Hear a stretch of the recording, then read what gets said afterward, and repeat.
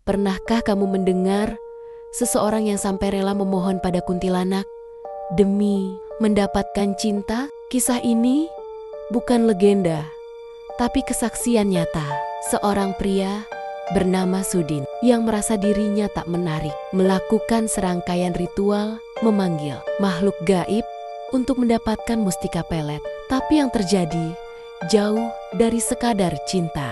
Sudin, pria sederhana dari sebuah kampung di Jawa Barat, sering ditolak wanita karena wajahnya dianggap kurang layak jual. Rasa minder yang menumpuk membuatnya kehilangan arah. Sampai suatu malam, ia menemui Kang Epet, sesepuh kampung, dan memutuskan melakukan ritual aneh. Memanggil kuntilanak di pohon waru demi satu tujuan, jimat pemikat wanita. Kuntilanak itu tak seperti yang dibayangkan. Ia melayang dari satu pohon ke pohon lain. Rambut panjang menjuntai kusam, punggungnya bolong besar. Dan lucunya, ia ogah mendekat ke Sudin.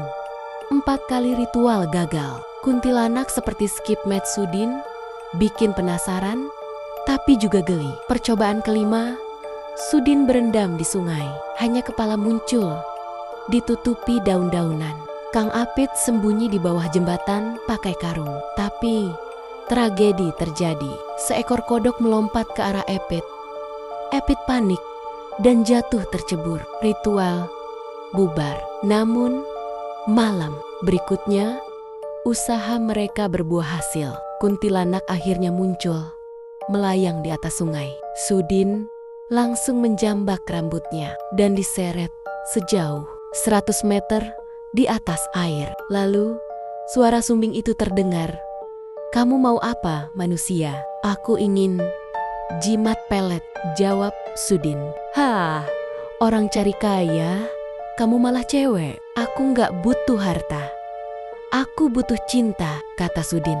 Sang kuntilanak merogoh punggung bolongnya dan menyerahkan sebuah batu putih kecil yang berdenyut seperti hidup. Jimat itu membuat hidup Sudin berubah drastis. Ia pacari banyak wanita, menikahi 4 di antaranya. Saat usia 37 tahun, Sudin menikah dan punya anak. Tahun 2004, nikah lagi dengan gadis SMP.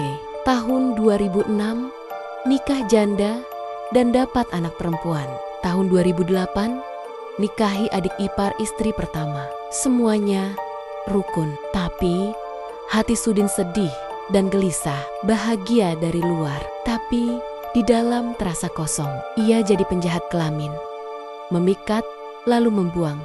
Kang Apit pun akhirnya menyarankan agar jimat itu dititipkan. Dan malam itu, batu itu tetap berdetak. Tapi Sudin mulai menyadari, bukan cinta yang ia dapat, tapi kutukan kebahagiaan semu. Jangan sampai karena cinta kita justru kehilangan iman. Kisah Sudin bukan untuk ditiru. Ia adalah gambaran orang yang kehilangan arah karena tidak bisa menerima diri. Alih-alih bersyukur, ia malah mencari pembenaran lewat bantuan makhluk halus dan sihir. Islam dengan tegas melarang tindakan seperti ini. Barang siapa menggantungkan jimat, maka ia telah berbuat syirik. Hadis riwayat Ahmad nomor 17.440, sanad hasan.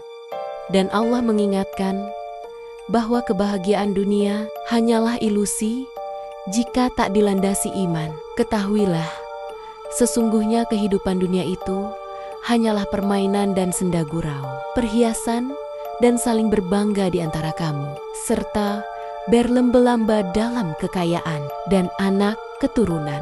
Quran Surah Al-Hadid ayat 20.